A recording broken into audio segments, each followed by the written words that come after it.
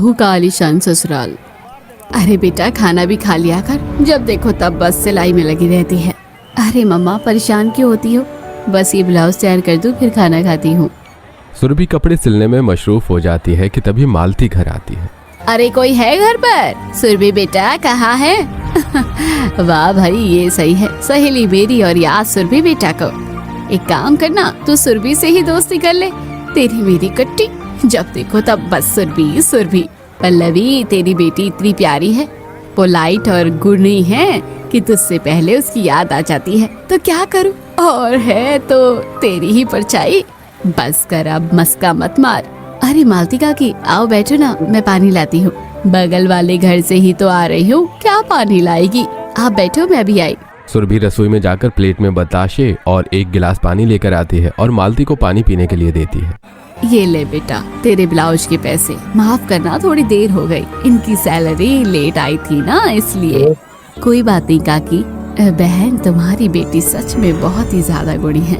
मैं परसों मेरी सहेली की देवरानी की बेटी की शादी में गई थी और मेरी सहेली को जो जेठानी है ना, उन्हें तेरा सिला हुआ ब्लाउज बहुत पसंद आया।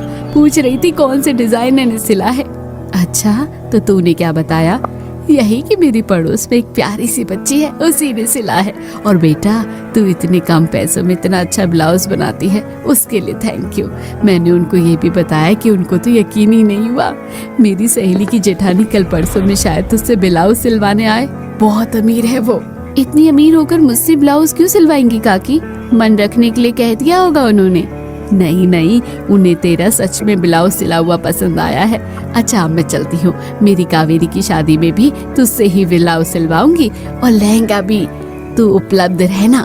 ठीक है काकी। जिसके बाद मालती वहाँ से चली जाती है। वहीं कुछ दिनों बाद मालती की सहेली की जेठानी सावित्री सुरभि के घर आती है। ये पल्लवी जी का घर है? जी जी कहिए। मेरा नाम सावित्री है, मैं मालती की सहेली की जेठानी हूँ। मालती ने बताया होगा। हाँ हाँ आइए ना आइए ना। अच्छा मालती का क्या आपके बारे में ही बता रही थी। बैठिए आंटी मैं पानी लाती हूँ। अरे नहीं बेटा नहीं, इतनी खातिरदारी की क्या जरूरत, मैं तो बस एक ब्लाउज सिलवाने आई हूँ। हाँ तो क्या हुआ, आप ब्लाउज ना भी सिलवाओ फिर भी घर आए मेहमान की खातिरदारी तो करूँगी ना। जिसके बाद सुरभि रसोई में जाकर नमकीन और पानी लेकर आती है। लीजिए पानी। फालतू में परेशान हुई तुम। वैसे बेटा ये है ब्लाउज का कपड़ा और मुझे इसका बढ़िया सा डिजाइनर ब्लाउज चाहिए। अगर पैसे थोड़े 10-20 ज्यादा लगे तो चल जाएगा। अरे कोई ना, आप पहली बार तो मुझसे सिलवा रही है ना, मैं कम ही कर दूंगी आंटी, डोंट वरी। शुक्रिया बेटा, ये लो नाप और ये रहा कपड़ा, समय से दे देना जी। जिसके बाद सावित्री वहाँ से चली जाती है। वहीं सावित्री के मन में सुरभि की झलक बस जाती है। गोरा रंग, सभी कपड़े और मीठी जुबान सावित्री को बहुत ही ज्यादा आकर्षित कर जाती है। और सुरभि सच में उतनी प्यारी भी थी। खेती में काम बहुत ज्यादा है, समझ नहीं आ रहा क्या करूं। मैं हूँ ना पापा, फिक्र क्यों करते हो, मैं करवा दूंगी काम, आप टेंशन मत लिया करो ठीक है। जिसके बाद सुरभि अपने पापा के साथ खेतों में काम करवाती है। सुरभि घर का भी काम करती थी, सिलाई भी करती थी और खेती भी। वो हर काम में माहिर थी और हर काम परफेक्ट करती थी, जिस कारण गांव मोहल्ले में हर जगह सभी सुरभि को पसंद करते थे, उसकी तारीफ करते थे। वहीं सुरभि के माता पिता सुरभि की शादी के लिए बहुत परेशान थे। समझ नहीं आता कि बेटी के लिए कैसा लड़का देखो। आजकल तो गरीब हो या अमीर सबको दहेज चाहिए, लड़के के गुण की कोई वैल्यू ही नहीं है। अच्छी टेंशन मत लो, हमारी बेटी के नसीब में बहुत अच्छा लड़का लिखा है और कुछ ना कुछ अच्छा ही होगा। वहीं सावित्री के घर अब धीरे धीरे चिराग ने फैक्ट्री की सारी जिम्मेदारी संभाल ली है। सोच रहा हूँ क्यों ना उसकी शादी करवा दी जाए। काफी लड़कियों के फोटो आए हैं, बस देखकर पसंद करना है। वैसे लड़की से याद आया, कुछ दिन पहले मैं पड़ोस के गांव में गई थी ब्लाउज सिलवाने। वो लड़की बहुत प्यारी है। एक पल को तो मुझे लगा क्यों ना ये मेरी बेटी होती तो मेरे घर में ही होती। तो क्या मैं एक कपड़े सिलने वाली मामूली लड़की से अपने बेटे की शादी कर दूं? खेती करती है, कपड़े सिलती है, अपने मम्मी पापा को संभालती है, घर भी चला रही है, बाहर भी देख रही है, और वो आजकल की लड़कियों की तरह बिल्कुल नहीं है। हाँ लेकिन तुम्हें तो पता है ना, आजकल की लड़कियां गरीब घर से आती हैं और अमीर परिवार में आकर सब कुछ हड़पने की सोचती हैं, और हम तो इस चीज से गुजर चुके हैं। हाँ जी मैं समझ सकती हूँ, लेकिन ये लड़की ऐसी नहीं है। ये बहुत ही ज्यादा समझदार और सरल स्वभाव की है। तुमने देखा है तो कुछ तो सोचा समझा होगा। हम देख लेते हैं और बाकी लड़कियां भी देख लेते हैं, लेकिन हम सुरभि को अपनी असलियत नहीं बताएंगे। हम यही कहेंगे कि हम गरीब हैं और हम फैक्ट्री में काम करते हैं। हाँ जी ठीक है, हम ऐसा ही कर लेंगे।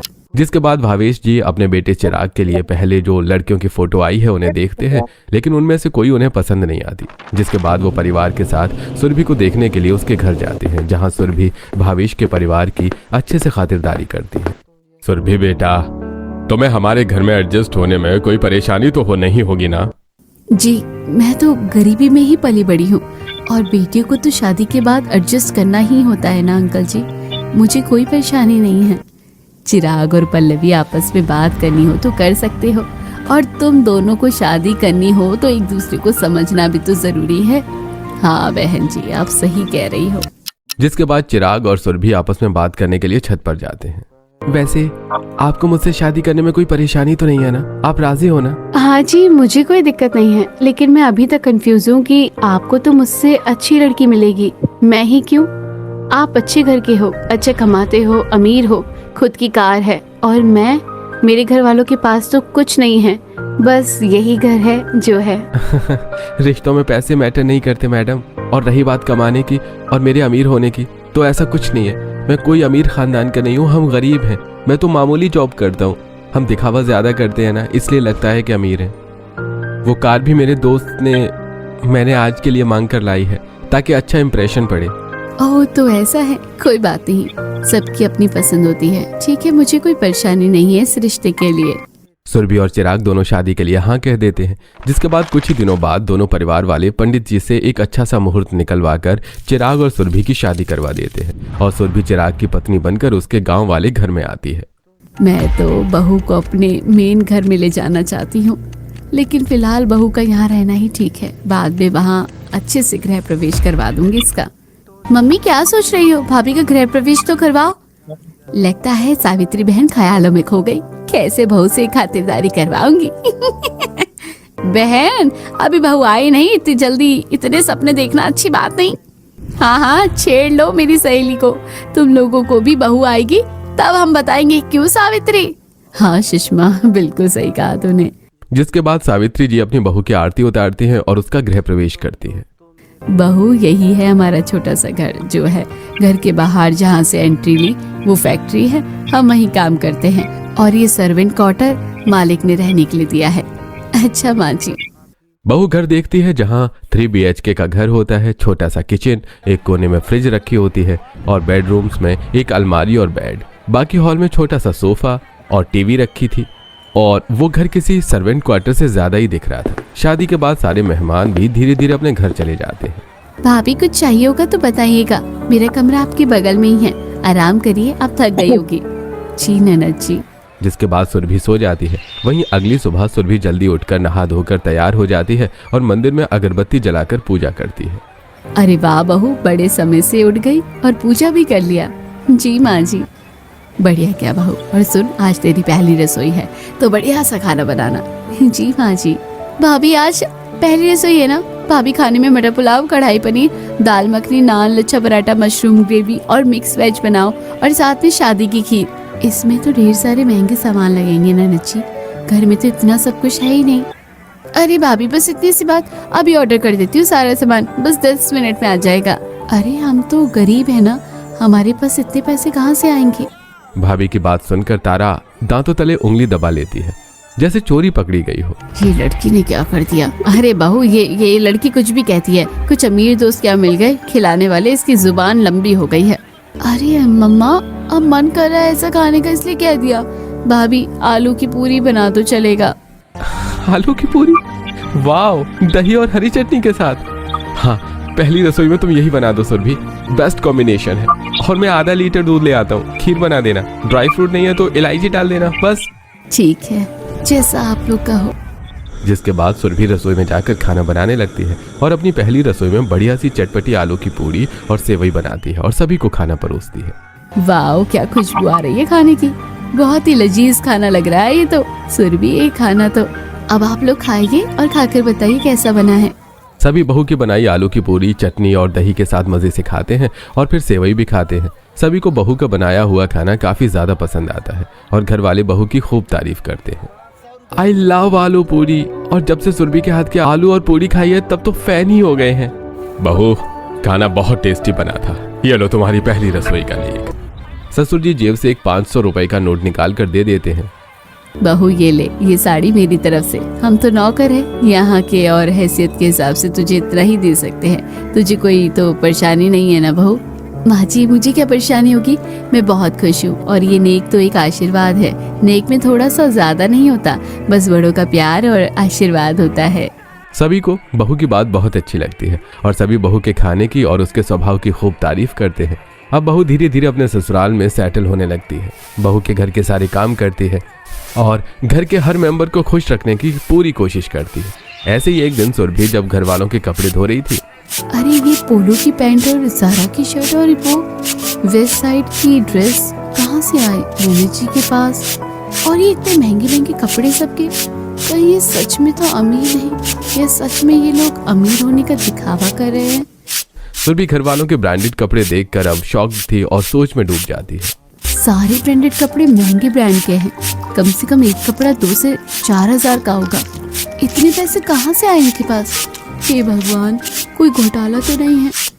सुरभि ये सब सोचकर बहुत ज्यादा परेशान हो जाती है कि उसके ससुराल वालों ने बहू से झूठ क्यों कहा। तभी चिराग वहां आकर देख लेता है कि सुरभि कपड़ों के लेबल चेक कर रही है। अच्छा हुआ आप आ गए, मैं परेशान हूँ। मुझे बताओ कि आप लोगों ने मुझसे झूठ क्यों कहा? झूठ बोलकर क्या मिल गया आप लोगों को? आप लोग अमीर हो ना? अरे बड़ी पागल हो तुम भी। फेक ब्रांड के टैग देखकर अपने पति पर शक कर रही हो और कुछ नहीं, डायरेक्ट मेरे मिलेनियर होने का। अगर बीवी साहिबा मैं मिलेनियर होता तो तुम्हें दुनिया की हर खुशी देता। ये कपड़े हमने ब्रांड के सेल में लिए थे। सेल में अप टू 90% तक की सेल में कपड़े मिलते हैं और इसलिए हमें ये सब मिल गए थे। हाँ, मुझे पता था ऐसा ही कुछ होगा। कोई ना जी, बट जो भी है ठीक है। फिर सुरभि अपने काम में लग जाती है। सुरभि घर में सभी के लिए खाना बनाती थी और घर की सफाई करती और हर काम बखूबी करती। वहीं ससुर जी की जेब में कभी पैसे ज्यादा होते तो बहू उसे संभाल कर रखती और कभी किसी चीज का घोटाला नहीं करती, जिस कारण अब ससुराल वालों को धीरे धीरे बहू पर भरोसा होने लगा था। लेकिन सुरभि को कभी कभी ससुराल वालों की हरकतें बड़ी अजीब लगती थी। पापा जी की जेब में हमेशा लाखों रुपए रहते हैं और कहते हैं कि मालिक का है। इनके मालिक कभी यहाँ आते ही नहीं, पता नहीं कहाँ रहते हैं। लेकिन मैं कुछ भी तो नहीं कर सकती। अरे सुरभि क्या बड़बड़ा रही हो अकेले में? चाय दो जल्दी से और साथ में तवे पर तेल लगाकर ब्रेड सेक देना। पति की बात सुनकर सुरभि नॉर्मल होती है। अरे ये तवे पर तेल लगाकर ब्रेड सिकवा रहे हैं, चाय मांग रहे हैं। नहीं, अगर ये लोग अमीर होते या कुछ गड़बड़ होती तो इतने डाउन टू अर्थ कभी नहीं होते। सुरभि खुशी मन में रसोई में काम कर रही थी कि तभी मुनीम जी वहां आते हैं। अरे मालिक, ओ मालिक, अरे कुछ क्लाइंट आपसे मिलने आए हैं। जो आज की मीटिंग थी ना उसी के सिलसिले में, और जल्दी आइएगा, बस एक साइन ही करनी है। ठीक है, मैं थोड़ी देर में आता हूँ। चलो उनको कहो वेट करें, मैं साइन करने के लिए आता हूँ। जी। जिसके बाद मुनीम वहां से चला जाता है। ये आपको मालिक क्यों बोल रहे थे? अरे वो मुनीम के बोलने का लहजा ही वही है, वो हर किसी को मालिक बोलते हैं। ठीक है, कोई बात नहीं। आज का नाश्ता तो इतना सिंपल है लेकिन काफी यमी लग रहा है। चलो अब मैं खाकर जाता हूँ, क्लाइंट अटेंड करने काफी समय लग जाएगा आज। जिसके बाद चिराग नाश्ता करके चुपचाप वहां से चला जाता है। वहीं एक दिन तारा कॉल पर बात कर रही थी। हाँ यार, मिलते हैं कभी। क्या मेरे घर आना है? लेकिन मैं तो घर पर रहती ही नहीं हूँ। क्या करेगी तो घर आकर? अरे यार, कहीं 5 स्टार होटल में चलेंगे। ये नीची 5 स्टार होटल में जाने की बात कर रही है। हम इतने अमीर हो गए या ये कुछ ऐसा है जो मेरी समझ में नहीं आ रहा? तारा देख लेती है कि सुरभि ने तारा की बात सुन ली है।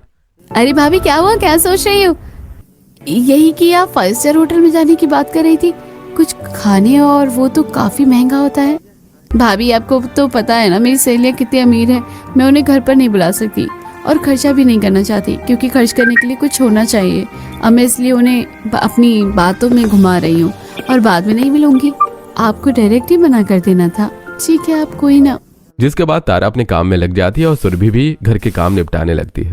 वहीं सावित्री जी हर रोज दोपहर में घर में यहाँ वहाँ झांक कर चुपके से घर के बाहर जाती थी और शाम में कुछ बढ़िया सा खाने का सामान या घर की सजावटी वस्तुएं या पैसे कुछ न कुछ लेकर आती थी। माँ जी, आप रोज रोज कहीं जाती हो और रोज कभी महंगे फल सब्जी, तो कभी महंगे नाश्ते, तो कभी महंगे कपड़े ले आती हो। ये सब कहाँ से आता है? अब बहू, ये कैसा सवाल है? और तू अपनी सास से कैसे सवाल कर रही है? हमारे मालिक रोज गरीबों में नाश्ता और खाना बांटने के लिए कहते हैं, और उसमें से जो बचता है मैं वो घर ले आती हूँ ताकि तुम लोगों को भी खाने के लिए कुछ मिल जाए, वरना मुझे क्या करना है। सास की सख्ती से बहू चुप हो जाती है। माफ करना माँ जी, मुझे नहीं पता था इसलिए मैंने पूछ लिया। कोई बात नहीं बहू। आजकल भाभी आप हर बात पर शक की नजरों से नहीं देखती। मुझे ऐसा क्यों लगता है कि आपके मन में कुछ चलता रहता है। नहीं तारा, ऐसा नहीं है, मैं सच में नोटिस कर रही हूँ। आप कभी भैया को टोकती हो तो कभी मुझे तो कभी मम्मी को। अरे मैंने भी यही चीज नोटिस की है सुरभि। यार मैंने तो पहले तुम्हें बताया ही था ना कि हमें शो ऑफ करने का शौक है, और फिर भी तुम शक करती हो। ठीक है जी, सॉरी, अब से ऐसा नहीं करूंगी। जिसके बाद सुरभि एकदम शांत हो जाती है और घर में अपने काम करती रहती है। लेकिन सुरभि का मन ऐसा था कि उसे बार बार ऐसा लग रहा था कि घर वाले उसे कुछ छुपा रहे हैं। ऑफिस में ससुर और पति की ठाट देखकर ऐसा लगता था कि वो नौकर नहीं मालिक है। समझ नहीं आता, पति के सूट बूट देखो या कमाई देखो, ससुर को देखो तो लगता है सेठ यही है। सास तो डेली इतना खाने का सामान लाती है और कपड़े भी एक से एक। या तो इनके मालिक ने इन्हें मालिक बनाकर रखा है, या तो सच में मेरे सास ससुर वाले कुछ छुपा रहे हैं मुझसे। इतना कहकर सुरभि अब मन ही मन ठान लेती है कि वो सच्चाई का पता लगा कर रहेगी। ऐसे ही एक दिन जब दोपहर के समय सास फिर से छुप छुपा कर घर से निकल रही होती है तो आज भी चैरिटी करने जा रही हो क्या माँ जी? नहीं बहू, चैरिटी करने नहीं जा रही हूँ। आज झोपड़ी के घर जा रही हूँ, वहाँ थोड़ा सा काम है इसलिए।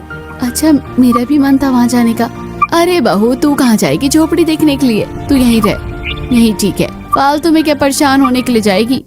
जिसके बाद सावित्री वहां से निकल जाती है। ऐसे कुछ दिन बीत जाते हैं और जब रोज सास बाहर आती तो सास को देखकर अब सुरभि को जिज्ञासा होने लगती है। आज तो माँ जी का पीछे करके रहूंगी, मैं भी तो देखूं ये इस घर में क्या चल रहा है। जिसके बाद सुरभि सास का पीछा करती है और वो देखती है कि सास पहाड़ चढ़कर एक झोपड़ी तक पहुंचती है, लेकिन वो झोपड़ी में न जाकर उसके आगे निकल जाती है जहाँ एक छुपी हुई गुफा होती है और उस सास उसमें घुस जाती है। राकेश, गुफा की क्लीनिंग हो गई अच्छे से? यस मैम, सारी चीजें ऑर्गेनाइज है मैम, और आज जो सर ने ऑफिस एरिया में मीटिंग रखी है वो भी ऑन टाइम शेड्यूल है। ठीक है, और सुनो, जब तक हम यहाँ नहीं हैं, घर की एक एक चीज का ख्याल रखना। घर में हर जगह सीसीटीवी कैमरा है, तो तुम लोगों के हर मूवमेंट में मेरी नजर रहती है। और ये क्या, आज डाइनिंग एरिया इतना खाली क्यों है? आज गेस्ट आ रहे हैं। मीटिंग वाले टेबल पर सारे चांदी की प्लेट, कटोरी और चम्मच लगाओ, सब कुछ रॉयल लगना चाहिए। यस मैम, जैसा आप कहें।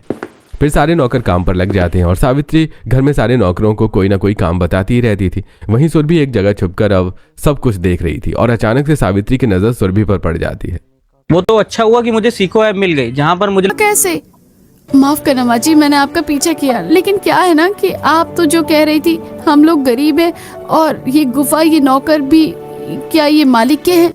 नहीं बहू, अब जब तूने ये सब देख ही लिया है तो कुछ छुपाने का कोई फायदा नहीं। मैं सब बताती हूँ, ये सब कुछ हमारा ही है और हम कोई गरीब नहीं हैं, हम काफी अमीर लोग हैं। हमारी कई फैक्ट्रियाँ हैं और अरबों में कमाते हैं।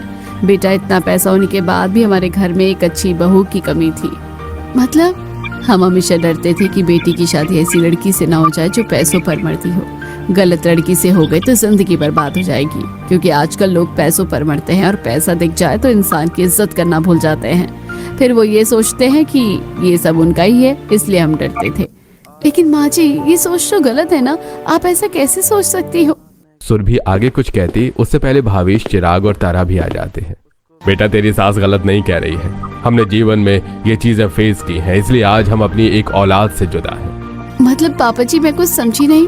मतलब कि मेरे 2 बेटे हैं। एक बेटा अब अब्रॉड शिफ्ट हो गया है और यहाँ चिराग ही सब कुछ देख रेख करता है।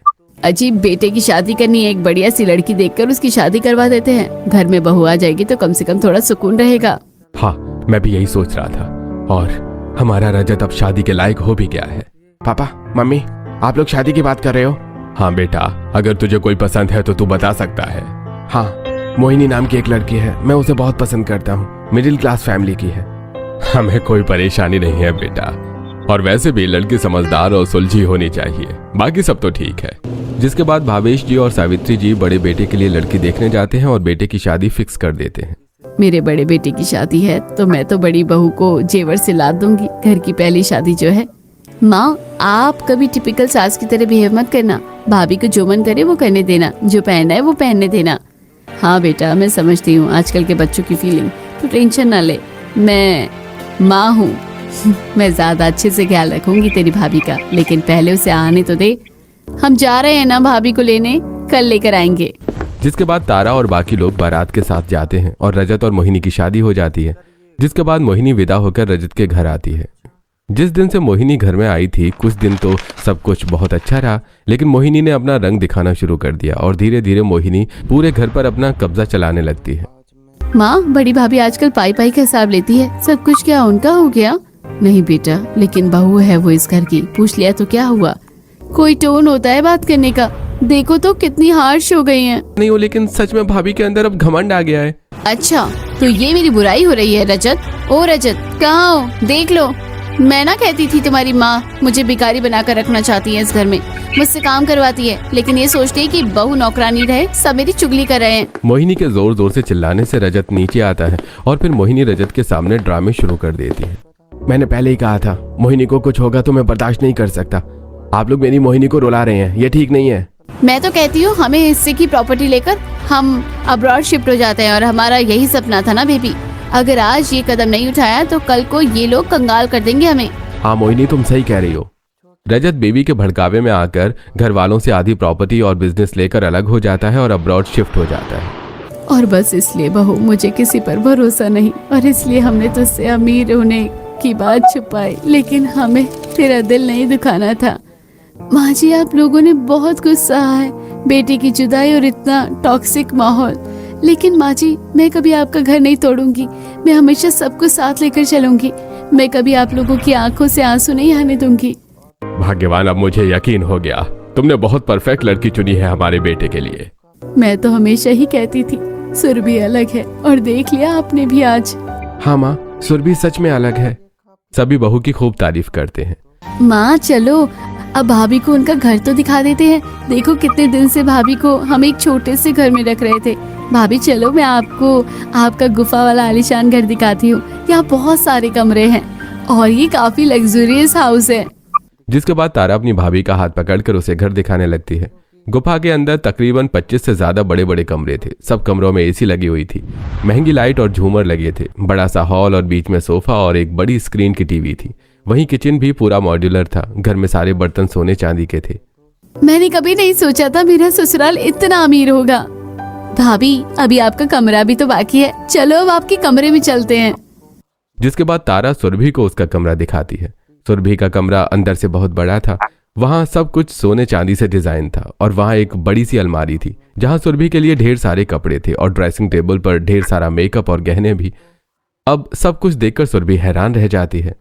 ये सब कुछ यहाँ मेरे ना होने के बाद भी? खन्ना खानदान की बहू है बेटा तू, तेरे लिए नहीं होगा तो किसके लिए होगा? सब तेरा है, बस तू सब साथ लेकर चल। माँ जी आप फिक्र मत करो, हमेशा मैं सबको एक करके चलूंगी, और मुझे तो बस आप लोगों का प्यार चाहिए, धन दौलत क्या ही है।